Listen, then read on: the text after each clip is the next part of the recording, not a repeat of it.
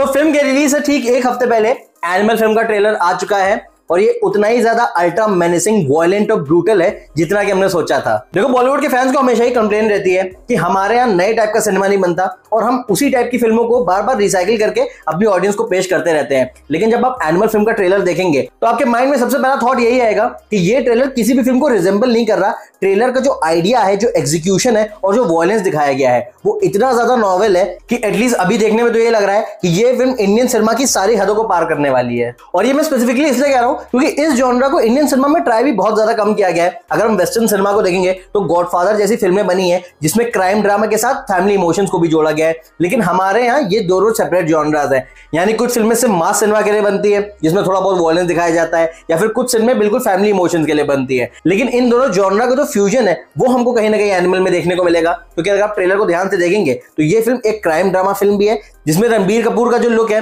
वो sort of एक don या फिर गैंगस्टर जैसा है। लेकिन इस फिल्म की जो बैकबोन देख के पता चल रही है वो सिर्फ इमोशंस होने वाले हैं, जहां पे ऐसा दिखाया जाएगा कि एक बच्चे की अपब्रिंगिंग उसके फ्यूचर पे कितना ज्यादा इंपैक्ट डालती है। अगर आप ट्रेलर को थोड़ा भी ध्यान से देखेंगे तो आपको फिल्म का प्लॉट ऑलमोस्ट रिवील हो जाएगा, जहां पे अनिल कपूर का जो कैरेक्टर है वो अपने बिजनेस पे इतना ज्यादा ध्यान देता है कि वो बचपन में अपने बेटे रणबीर कपूर को बिल्कुल भी टाइम नहीं दे पाता, और इस लैक ऑफ पेरेंटल गाइडेंस की वजह से किस तरह वो बच्चा बड़े होकर एक एनिमल बन जाता है, इसी की पूरी जर्नी दिखाई जाएगी। और इस पूरी जर्नी में जो भी खून खराबा होगा और जो भी फैमिली इमोशंस का ब्रीज डाला जाएगा वही कहीं ना कहीं इस फिल्म का बेस फॉर्म करेगा। और इसमें अगर मैं स्पेसिफिकली रणबीर कपूर की बात करूं तो उनका जो लुक है और ओवरऑल जो गेटअप है वो बहुत ही ज्यादा अल्ट्रा मेनेसिंग लग रहा है। एक बैडास वाला अवतार जिसमें हमने काफी टाइम से रणबीर कपूर को नहीं देखा है वही हमको इस फिल्म में देखने को मिलेगा। और अगर आप ध्यान से उनकी आंखों को देखेंगे तो जो रेज, जो इंटेंसिटी दिख रही है उनकी आंखों में, स्पेशली इस ट्रेलर के पहले सीन में जहां वो अपने फादर यानी अनिल कपूर के कैरेक्टर से कहते हैं कि आप बेटा बनिए और मैं बाप बनता हूं, और उसके बाद जब वो लास्ट में चिल्लाते हैं कि सुनाई दे रहा है बहरा नहीं हूं मैं, सुनाई दे रहा है बहरा नहीं हूं मैं,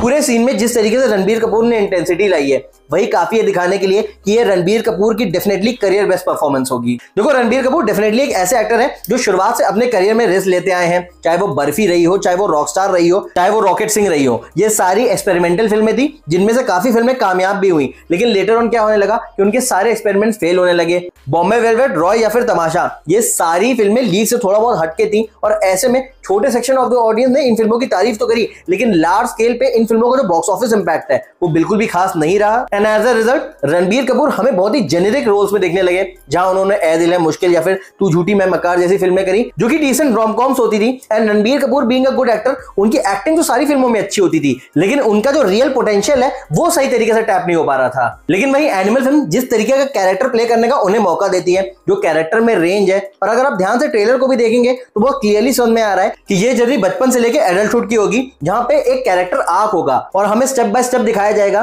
कि किस तरीके से एक बच्चे का जो माइंड होता है वो इतना ज्यादा वल्नरेबल होता है कि उसकी लैक ऑफ अपब्रिंगिंग की वजह से वो सही और गलत का फर्क भूल जाता है, और अगर वो किसी से सच्चा प्यार भी करता है तो उस प्यार के लिए वो किसी दूसरे की जान भी ले सकता है। ये बात ये फिल्म बहुत अच्छे से डिपिक्ट करने वाली है। और अगर आप संदीप रेड्डी वांगा की कोई भी फिल्म देखेंगे, चाहे वो अर्जुन रेड्डी कबीर सिंह रही हो या फिर अब वो एनिमल रही हो, तो वो एक रिश्ते को लेके बिल्कुल उसकी डेप्थ में चले जाते हैं। कबीर सिंह में हमने एक रोमांटिक रिलेशनशिप के बारे में जाना था, जहां पोर्ट्रे किया गया था कि एक लड़का एक लड़की के प्यार में किस हद तक पागल हो सकता है, और वही चीज अब यहां भी एक्सप्लोर की जा रही है, जहां कहानी एक फादर और एक सन की रिलेशनशिप के इन डेप्थ में जाएगी, और साथ में ये एक सटायर भी होगी सोसाइटी के लिए कि किस तरीके से एक पेरेंट का अपने बच्चे को इग्नोर करना उसके फ्यूचर के लिए कितना ज्यादा हार्मफुल हो सकता है। एंड द रीजन कि मैंने गॉडफादर का रेफरेंस दिया क्योंकि उस फिल्म में भी फादर और सन के रिलेशनशिप को एक्सप्लोर किया गया था, और अगर आप देखेंगे तो जिस तरीके का इस फिल्म में रणबीर कपूर का कैरेक्टर आर्क है वैसे ही सिमिलर कैरेक्टर आप अल पचिनो के कैरेक्टर का था, जहां की एक ऐसा इंसान जो कि कमिटेड होता है कि वो अपनी फैमिली का बिजनेस कभी नहीं ज्वाइन करेगा, वही आगे जाके सबसे बड़ा डॉन बनता है। वैसे ट्रेलर का जो मुझे सबसे बड़ा हाईलाइट सीन लगा, जिसको देख के मेरे चेहरे पे थोड़ी बहुत स्माइल भी आ गई थी,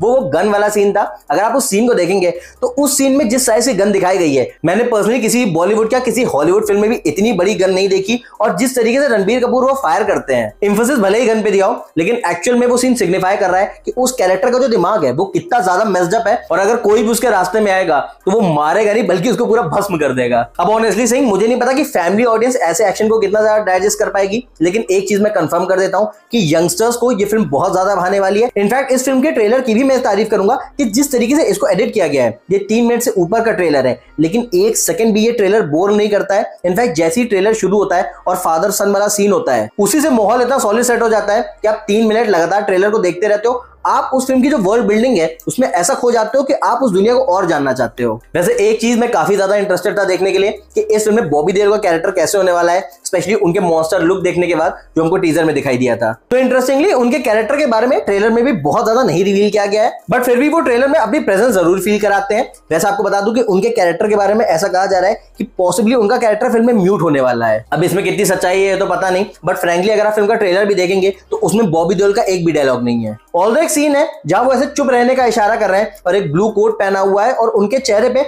बहुत सारा खून लगा हुआ है। उसको देखने में ऐसा लग रहा है कि प्रोबेबली उनके कैरेक्टर की भी कोई बैक स्टोरी होने वाली है। एंड आई पर्सनली थिंक कि उनका कैरेक्टर भी 100% डार्क नहीं होगा। आई एम श्योर उस कैरेक्टर में भी थोड़ी बहुत डेप्थ जरूर होगी। ऑल्दो ये देखने में तो पता ही चल जा रहा है कि फिल्म के फिनाले में उनका और रणबीर का फेस ऑफ होगा, जहां दोनों प्लेन के सामने शर्टलेस होकर लड़ रहे हैं। और शायद ये ट्रेलर में एक सॉर्ट ऑफ स्पॉइलर दे दिया है, लेकिन अगर आप ध्यान से देखेंगे तो शायद से रणबीर कपूर का कैरेक्टर मर गया है, जिसमें बॉबी देओल उनके ऊपर लेटे हुए हैं और एक सिगरेट को लेट कर रहे हैं। अभी एक्चुअली फिल्म का लास्ट सीन होगा ये तो पता नहीं, लेकिन शायद से देखने में यही लग रहा है कि एनिमल फिल्म के लास्ट में रणबीर कपूर का कैरेक्टर प्रोबेबली मर जाता है। रही बात सपोर्टिंग कास्ट की, तो I am sure Rashmika Mandanna, Shakti Kapoor, Suresh Oberoi सभी काफी फिल्म में डिसेंट वाली परफॉर्मेंस देने वाले हैं। But at the same time मैं ये बात भी हाईलाइट करना चाहूंगा कि फिल्म की जो यूएसपी है वो डेफिनेटली रणबीर कपूर का कैरेक्टर और थोड़ा बहुत अनिल कपूर और बॉबी देओल का कैरेक्टर ही होने वाला है, क्योंकि फ्रैंकली स्पीकिंग सारी जो लाइमलाइट है वो वही लोग लूट लेंगे, प्लस फिल्म के एक्शन सीक्वेंसेस भी। क्योंकि अगर आप एक्शन सीक्वेंसेस को ध्यान से देखेंगे उनको देखने में यही पता चल रहा है कि वो फिल्में काफी ज्यादा होने वाले हैं। और 2023 की एक खास बात रही है कि जितनी भी एक्शन फिल्में आई हैं